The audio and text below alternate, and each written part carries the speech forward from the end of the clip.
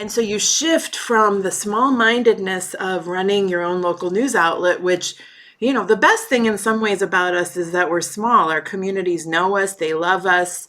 I can put an item in a newsletter for the food bank up the street and they'll call me and say, we got 6 diaper donations. Well, that's amazing. Like, that's an incredible feeling. But on the internet, 6 diaper donations isn't a lot, right? And we're unfortunately beloved because we're small, but we're penalized because we're small. And so this idea of how can we scale ourselves without sacrificing who we are to our communities is at the corner of what we're doing.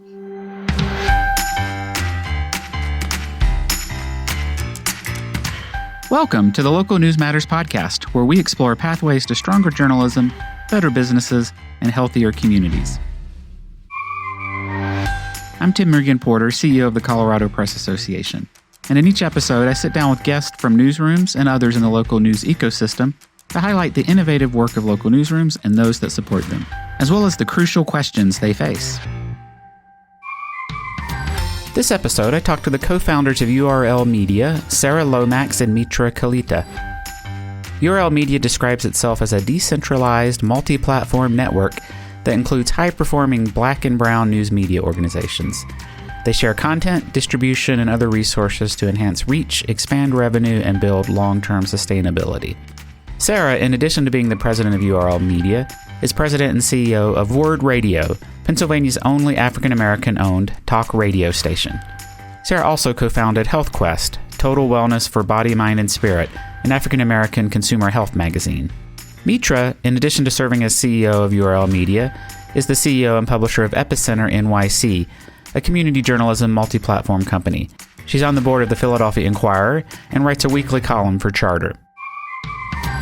What URL Media is doing across editorial collaboration, an ad network, and recruitment and talent development is fascinating, with lessons applicable more broadly. I hope you enjoy this conversation as much as I did. If you like this episode and what we're doing more generally, never miss an episode by signing up for our newsletter at lnmpod.com. And now I bring you Sara and Mitra. All right, well, welcome, Mitra and Sara. Thanks for joining me. Thanks, Tim. Thanks, Tim. So why don't we start with just a little bit about URL Media, why you started it, and I think you're coming up on your, 3-year anniversary in January? Yes. So what led to the founding of URL Media? So Mitra and I met in 2019 at a program, the Media Transformation Challenge program that was at Harvard at the time. And it was a program for media executives, media leaders from around the world. And we got a chance to kind of see each other in action over the course of this 1-year program. And, obviously 2020 was very momentous with the pandemic and the racial justice protests, et cetera. And so after the racial justice protests, and a lot of institutional media organizations were really in the crosshairs. They were really being called on the carpet for their participation and complicity in furthering, promoting, co-signing systemic racism through media. And I had been a media entrepreneur covering Black communities and serving Black communities my entire career at the time, and still I was running WURD Radio, which is a Black talk radio station in Philadelphia, which I've been running for 13 years. And Mitra had launched her newsletter called Epicenter during the pandemic. She reached out to me and was like, yo, this is a real moment. Let's, this is a time when we should really be thinking how we can speak into this moment. And we started talking about, what could we do that would acknowledge that Black and Brown media entrepreneurs and content creators have been doing great work for decades, sometimes centuries, that have been underfunded, overlooked, not properly supported for a very long time. And these were organizations that were doing great content, they had audience, they had revenue models, but they were systematically under-resourced. And like my radio station and the other organizations that I have run targeting Black communities, like Mitra's Epicenter. And so we said, what if we created a network of Black and Brown media organizations that would address the gaps that we experienced as media entrepreneurs, to whether it's providing additional revenue, helping to amplify each other's content, like helping to find great talent to support the organizations. And so finding ways to address the pain points that we had so personally and directly experienced in our own organizations. How could we be a value add to the BIPOC media ecosystem writ large? And so that's where URL Media was kind of conceived. I mean, I can fact check that everything Sara just said is true. I think the part that I'll just pick up on from her, it's like really important to hear that we're owner operators, that we come to this problem running our own small news organizations. And so as we were kind of casting about for what to do, I think at one point, maybe Sara and I both said it, but we're like, if this helps us, it'll help everybody, right? And now I think wearing my URL hat on, we're a little bit more like, if this helps everybody, it'll help us, right? And so you shift from the small-mindedness of running your own local news outlet, which, the best thing in some ways about us is that we're small. Our communities know us, they love us. I could put an item in a newsletter for the food bank up the street and they'll call me and say, we got 6 diaper donations. Well, that's amazing. Like, that's an incredible feeling. But on the internet, 6 diaper donations isn't a lot, right? And we're unfortunately beloved because we're small, but we're penalized because we're small. And so this idea of like, how can we scale ourselves without sacrificing who we are to our communities is at the corner of what we're doing. I think the other piece, and again, like in hindsight, you can reflect on things a lot clearer or with a little bit of, maybe we'll sound smarter than we were in the moment, but what was happening in the summer of 2020, like we were seeing the collapse of the scale play that many of us in digital media had been chasing. We had been chasing numbers on Chartbeat or Google Analytics, largely competing with ourselves, right? And maybe some other like kind of same stories on the internet all day long. Those are not stories, I say this because when Sara and I started talking, I was at CNN, so I was acutely aware of the scale game. I think I played a pretty good scale game. That's not really the answer to solving democracy's greatest woes right now. And so I do think that where URL shines is the trust of direct audiences. We really don't belabor this question of like, why don't they trust us? Why don't they love us? Actually, I can't remember the last time we ever kind of got to that as in one of our member meetings or, anything like that. That's just not how we operate. But the recognition, where I was going with this was the recognition that, we were chasing scale for clicks came just as the outlets that were providing that scale, largely Facebook, Twitter, to some extent, like the other social platforms, were really retrenching their commitment to news and links. And I would argue that because size was always an issue for our partners, like if you need a COVID vaccine in Jackson Heights, Epicenter should be one of the first search results, but we're not, right? And I think now the ability to have created this network that leverages direct audiences as opposed to social audiences, meaning you're sacrificing your people to another platform and letting conversations and engagement happen over there. I think that's really helped us because we benefit from that trust and that direct relationship, which helps both the journalism, but also the advertising. That's rich. There's so much to dig into there. So I believe you're up to 21 newsrooms? That's right. And so when you were starting, what were those needs that you were hoping that collaboration could address? I mean, I'll jump in. So we started with 8 network partners, 2 of which were me and Mitra's, Word and Epicenter. And so we had 6 additional media outlets. And as Mitra said, we are owner operators. And so for me, discoverability is always a challenge. Like, how do we grow audience? How do we get the great content that we're producing every day as a radio station? How do we get more ears and eyeballs and communities consuming and introduced to the work that we're doing? So audience is always, how do we grow audience, I think, is a perennial challenge for local media, BIPOC media, smaller media enterprises. So that, again, as Mitra said, this scale, like coming together to expose our content to new audiences by sharing content across these different media outlets is one big thing that I was trying to address. We're a radio station, so we don't have a lot of written content. So how do we get access to really good quality written content that we can share on our website, or we can share in the written products that we produce?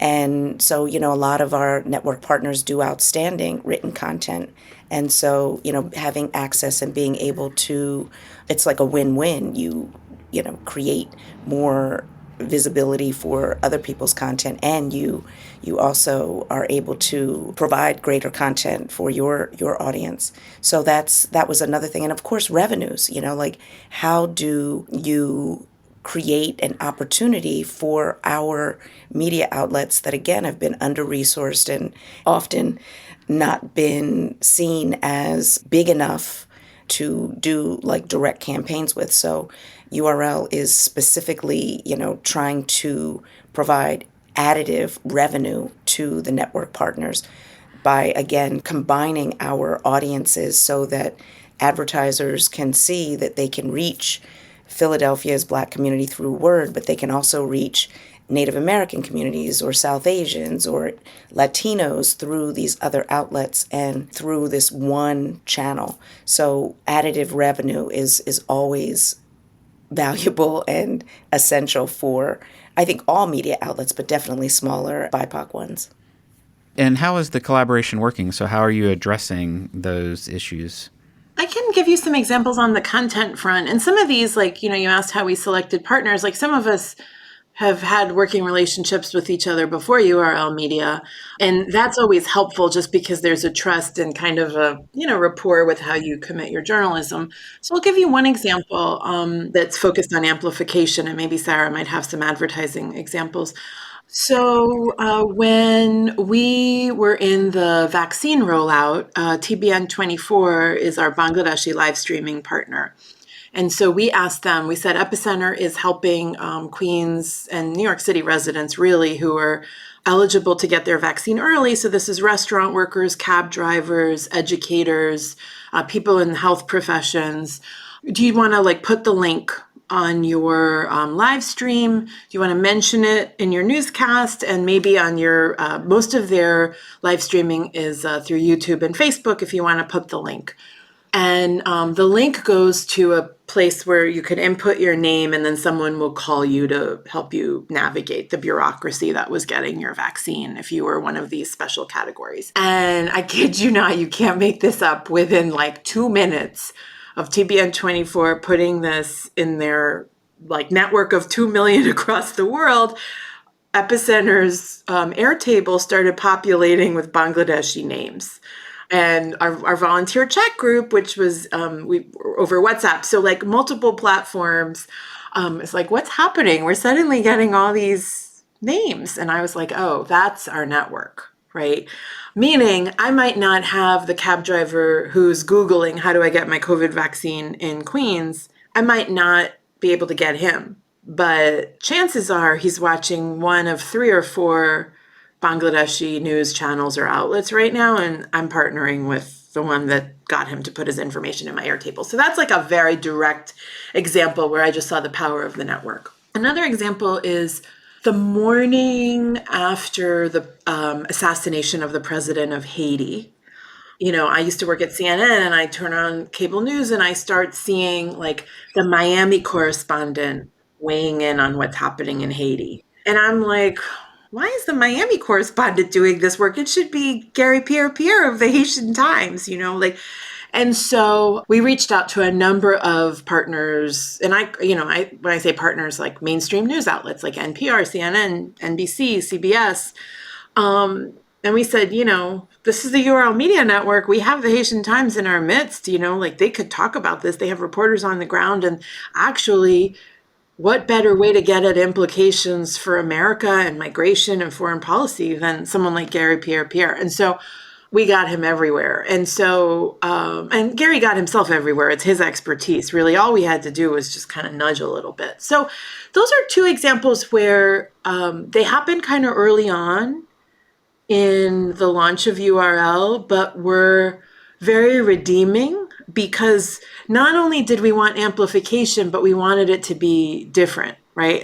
In some ways, the scale game of media was still being driven by Chartbeat. And the two examples I gave you actually were impact and in some cases earned media. Sarah, do you have any I feel like there's a few advertising examples. I wondered if you might want to jump in there. Sure. Definitely our whole, the core focus on the advertising front is collaboration and network share, like capitalizing on kind of the power and the opportunity to reach these really diverse, dynamic communities in trusted environments. We've done, I think that the collaboration piece it goes multiple ways. So we've had partners who've said, hey, we were approached by such and such advertiser, but we think that they'd be a better play for URL because they want more scale. And so we were able to take that lead and come up with a much more, I guess, national and, geographically diverse proposal presentation that benefited not just that individual partner, but a variety of folks in the network.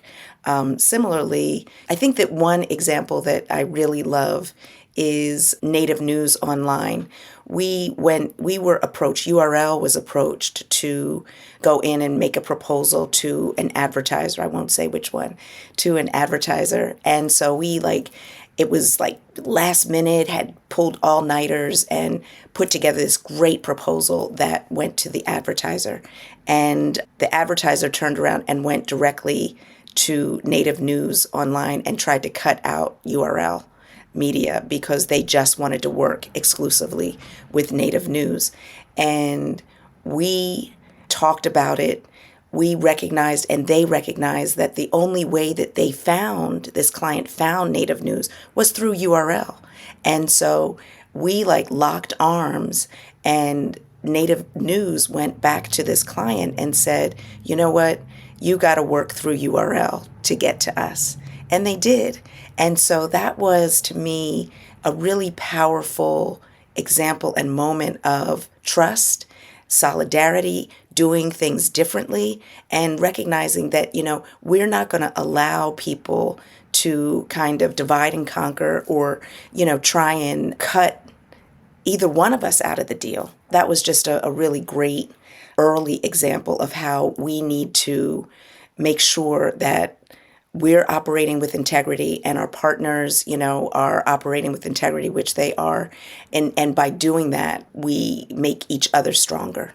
And what's the structure? So how much of this is staff that you've built up for URL directly, and how much of it is the partners contributing, their time? It's a good question. So URL Media has grown to 12 full-time staffers. Except for me and Sara, everyone really is working on URL. There are some examples where, like Sara mentioned, for example, where an advertiser might come to a partner and they'll turn to us to execute a bigger pitch or bigger campaign. They'll obviously get their share of it. Like, you could probably tell by the language that we're using that our goal is to make people whole along the way.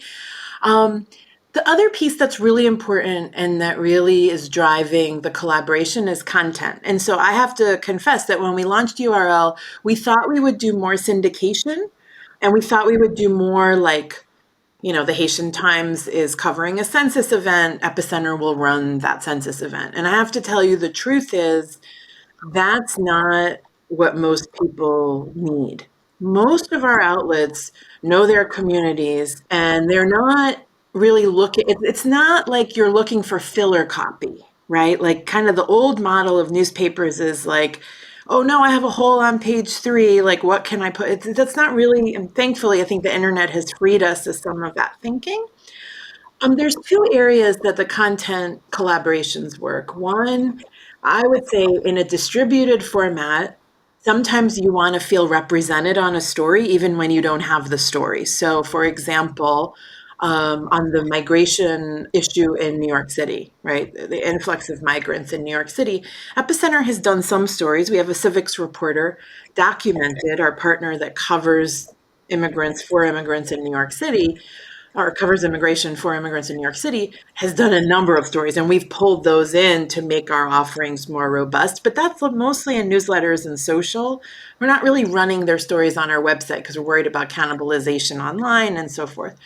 The other piece is amplifying through social media. So sometimes we'll get an email from the editor of an outlet saying, we just spent 3 months on an investigation into poultry farmers in the South.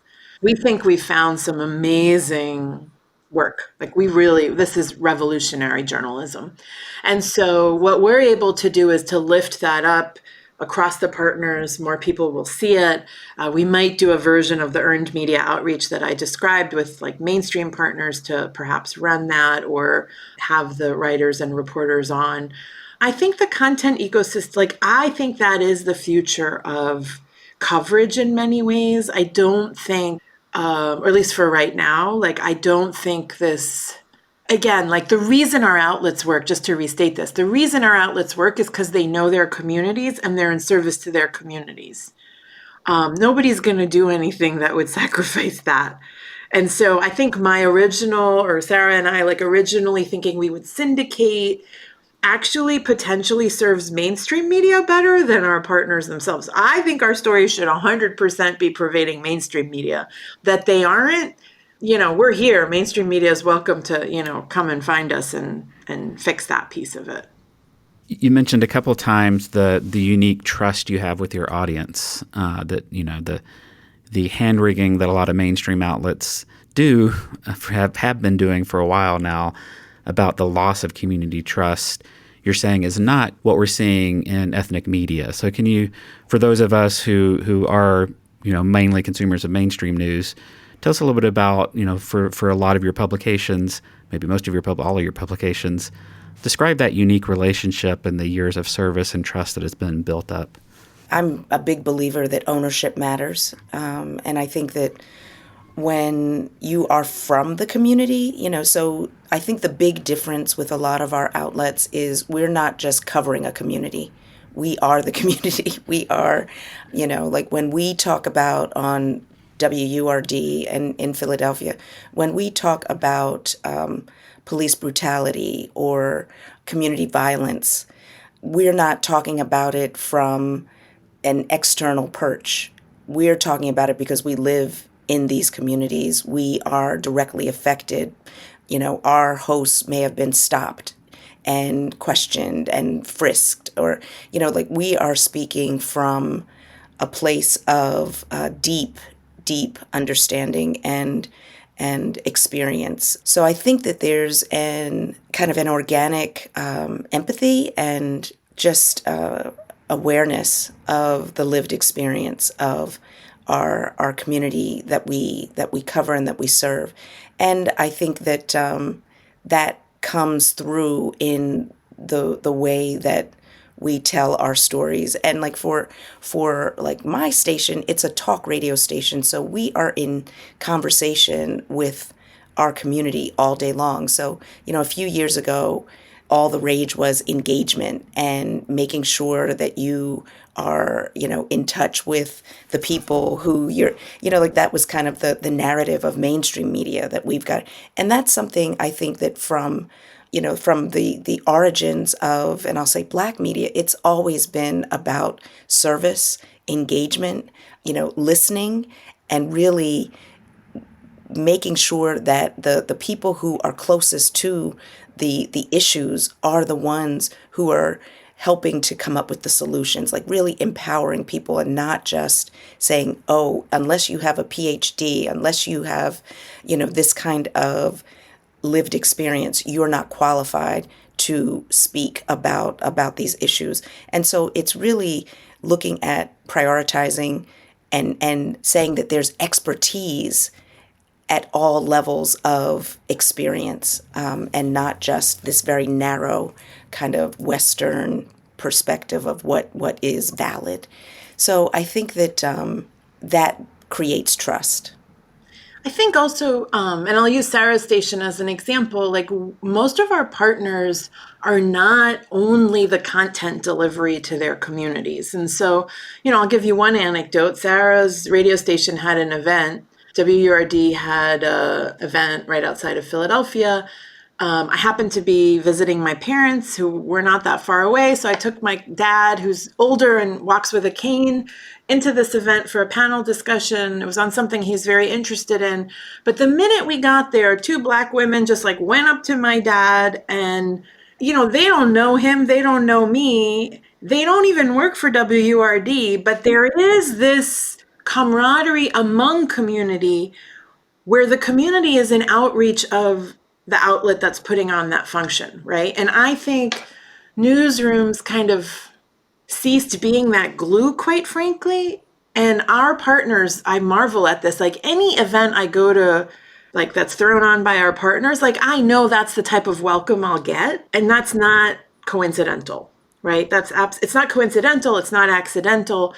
It really comes from fostering a relationship that, as Sarah said, is two ways, right? And so I think that's like something I've just learned about profoundly as we're looking for trust, but we're largely talking to each other. We're not creating conditions that visibly uplift our communities, right? I'm talking we as in the mainstream sense. And so therefore, there isn't necessarily this affection. Like literally those women went up to my dad and it was an affectionate embrace, right? And I think that's trust, right? So I think we need to examine some of the infrastructure beyond just content creation. Yeah, but I think that the media, mainstream media, has created that distance. I mean, that distance is intentional. It's a distance because there is this need for creating accountability, for not being quote unquote in bed with the powers that be, so that you can cover them, so that you can have some quote unquote objectivity.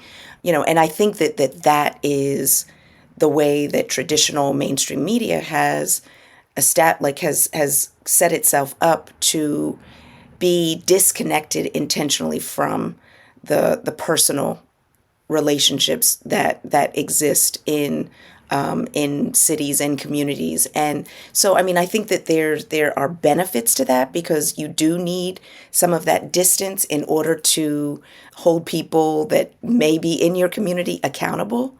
But I also think that it alienates people. And I think that what has happened, particularly in Black communities, is that that distance and that sense of objectivity has been colored literally by kind of a lack of understanding, a lack of nuance and context, and the realities of not knowing people in the communities that you're covering. And so you default to caricatures, you default to stereotypes, you default to, kind of these narratives that you might not even know are a part of your psyche, that you are projecting onto situations. And so, I think that there's an important role that quote unquote objectivity plays, but there's a very important role of being able to tell stories from and within communities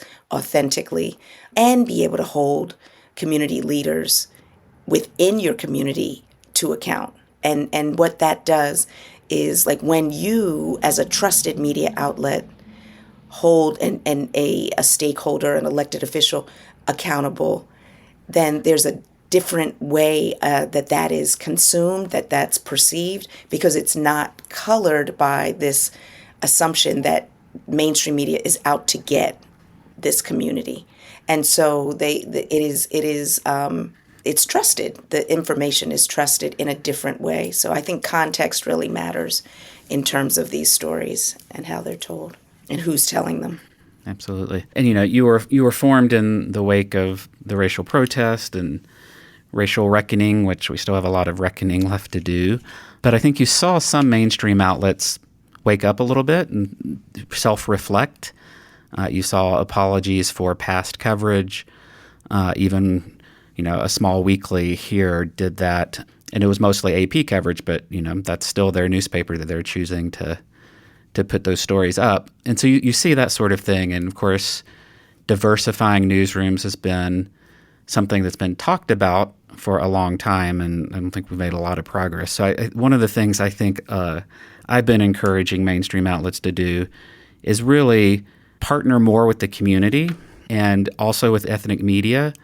Give me your thoughts on how you and your partners and ethnic media in general can work with mainstream outlets and how mainstream outlets can work with them in ways that aren't extractive, and they're authentic and really in a spirit of partnership. Actually, one arm of our business, which we haven't talked about, is recruitment, executive placement, and really working with outlets. Started in media, but we've done a number of nonprofits, some financial institutions, and this has been a growing part of our business. It's slowed down a little bit this year because of the labor market, but still a really vital part of our business, but also importantly, a part of our mission, to your point exactly, Tim, of how do we uplift our people, right? And so in 2020, you couldn't find diverse talent fast enough for all these positions. And so URL Media comes along.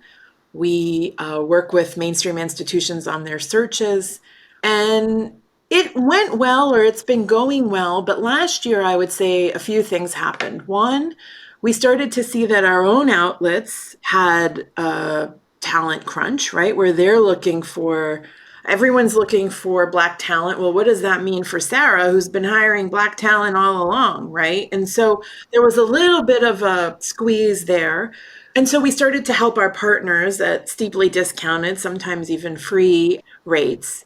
There's a few things to your question about being extractive. One thing is inevitably our recruitment team and myself, I work on a lot of these searches, find that the willingness to redefine a journalist or redefine a role to fit the right candidate, ethnic media, community media, they just get it, right?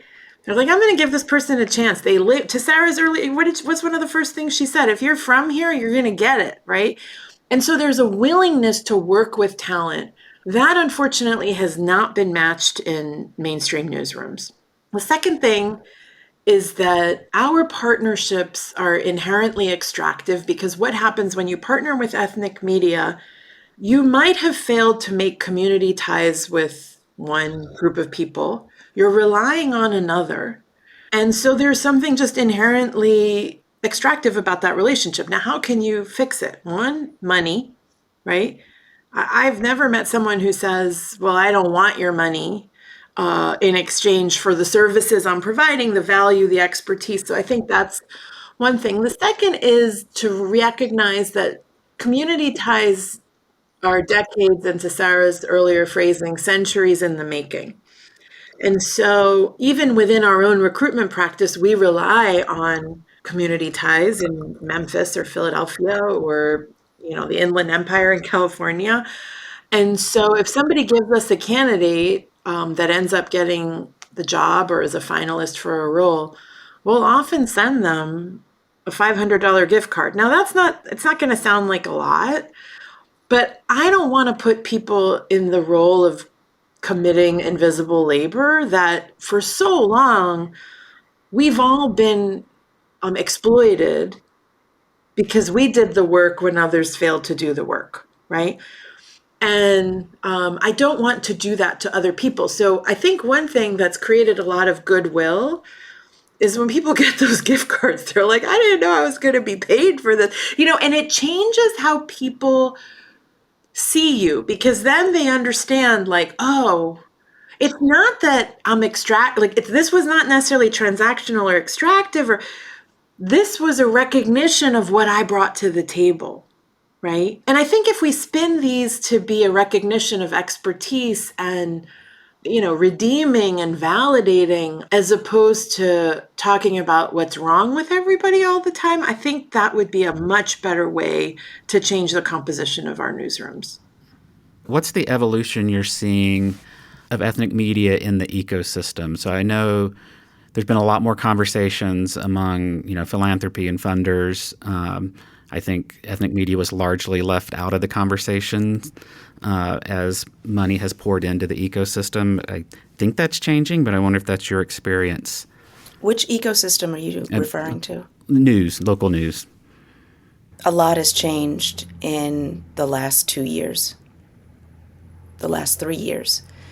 When we launched URL, it was right at the height of the racial justice protests and the outpouring of acknowledgement, of recognition that systemic racism actually exists, after all this time. Yeah, actually it does exist. And a lot of corporations, banks, philanthropies made a lot of promises to put resources against this huge racial gap, financial gap that had been in existence and still continues. And so, there was this major surge of interest in Black and brown media, Black and brown community organizations, nonprofits, etc., businesses. And, 2 years later, 2023, we are seeing a huge reversal. We're seeing a huge, I think of Michael Jackson moonwalking, we are seeing a major retrenchment from these. You don't hear anything about the pledges anymore. And in fact, we're seeing those monies dry up. We're seeing those monies coming under attack. We saw the first shoe drop with affirmative action being overturned. And now we see other industries, other organizations being attacked for privileging or prioritizing Black and brown funding and organizations. And so a lot of it, there's a serious chilling effect that is happening. DEI is, under attack. Diverse contracting is under attack. All of these things that were just the beginnings of trying to address this centuries-old racial wealth gap that was created from, the origins of this country where, free labor for 250 years that Black people, enslaved Black people, contributed to the wealth of this country, the acknowledgement that, and then, all of the things, Jim Crow, redlining, all of it, the systemic disenfranchisement that created this yawning racial wealth gap that exists and persists to this day. And so there was just a little nibble at trying to acknowledge and rectify that, which now we're getting the backlash of that. And so it's even harder now, I think, in this moment to do this work. And that is very disconcerting. It's I'm used to fighting uphill, but it's just, we had this little teeny weeny 2-year window where it looked like there was going to be some actual progress and momentum. And now we're actually going backwards. And, it's. Yeah, I think what Sara, relating that to your local news and philanthropy question, what have we learned from the last few years, but also just, kind of the post-World War II journalism ecosystem.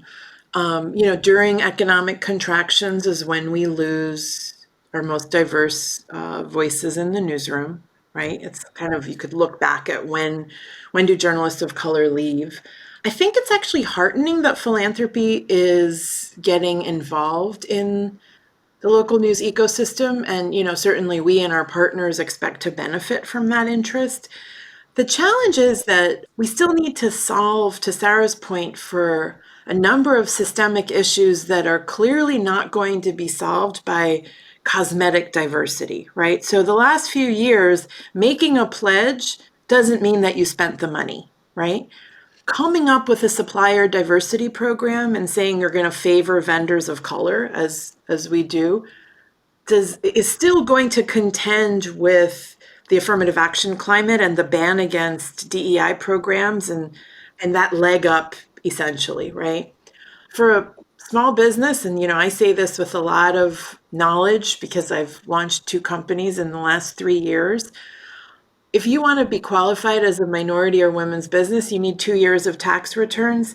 8 out of 10 Black businesses fail in the first 18 months. You don't even get to the 2 years of tax returns, right? So what I just rattled off are all literally systemic factors against the uplift of our people. It's actually just against like status quo survival of our people.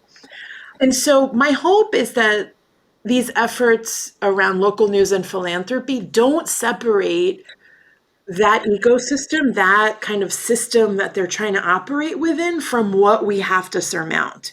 Because at the end of the day, hundreds of millions of dollars thrown at some of these organizations without accounting for that, I fear isn't actually doing much in the realm of saving democracy.